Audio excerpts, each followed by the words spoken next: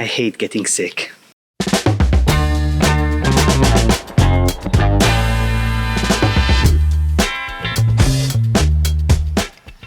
Hey, so you know how we took a break a few weeks back? I ended up catching COVID during the break. Now, I didn't have any symptoms, so I'm fine, and I was fine.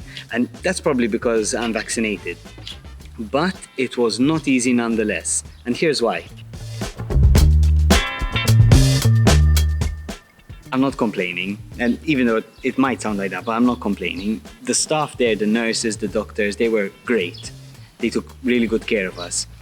But there was one thing that they couldn't give me. I was uncomfortable, quite uncomfortable. It ended up good because I'm a bit hard-headed, so I learn best when I'm uncomfortable, when I'm outside of my comfort zone. You see, whenever I get sick, I always realize that I took something for granted. Whatever I lose when I'm sick and I get back when I'm better, it's only then that I realize that I took that health for granted, whatever it was. This time, I had no symptoms, but I lost something anyway, and it was something that's very difficult to give back, and they couldn't give it back to me while I had COVID, while I was infected. I lost my freedom. I had to be quarantined, isolated, outside of my room, outside of my community, and in an isolation facility.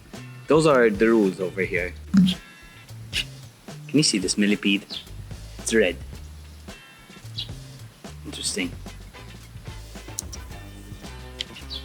Here's full of really cool insects. Very different to what I'm used to. I had to do my time, and there was no way I was getting out of this place before I was cured of COVID, even though I didn't have any symptoms. It's not like I was in prison or anything, obviously. But while I was there, I was reminded of a book that I had read before, and I decided to read again. It's called With Christ in Prison. Yeah, With Christ in Prison, Jesuits in Jail from St. Ignatius to the Present. Does it show? Yeah, that's it. It's a great book and an easy read. It gives loads of short stories divided according to different themes of Jesuits and their experience and their suffering in prison. It has the stories of, for example, Pedro Arrupe, St. Ignatius of Loyola, obviously, and even the Albanian Jesuit martyrs. If it interests you, I'll leave a link in the description so you can find out more about the book. Many Jesuits have been imprisoned through the years. Even just recently, this year we had Father Stan Swami. I hope I'm pronouncing it right. He was imprisoned unjustly in India, and he even ended up dying while in prison. All these Jesuits, at least the ones I read about in the book, and even Father Stan, they handled it at the same time with such grace. And here I was, all I had to do was 2 weeks in this isolation facility, and I was struggling. I felt like such an idiot. And then it hit me how they did it.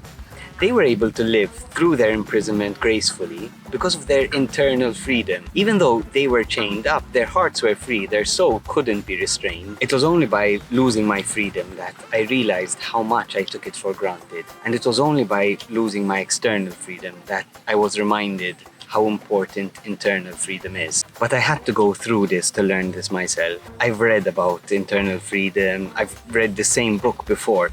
I've prayed for it and thought about it or reflected on it many times. But I had to go through this to learn this for myself. I only realized how much I took it for granted a few weeks ago. And I'll probably need a reminder every so often. But at least for now I know. I'll catch you next week.